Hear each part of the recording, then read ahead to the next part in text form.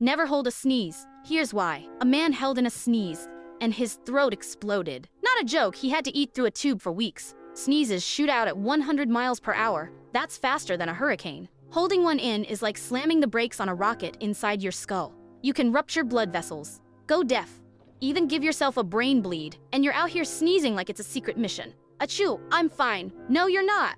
You're one sneeze away from a hospital bill. Be honest, how do you sneeze? Loud and proud or silent sniper? Comment, achoo. If you've ever almost died pretending not to sneeze in public, your body was designed to sneeze. Stopping it? That's like slamming a car door with your head still inside. Like, comment, and let the sneeze be free. And subscribe before your next one sends you to the ER.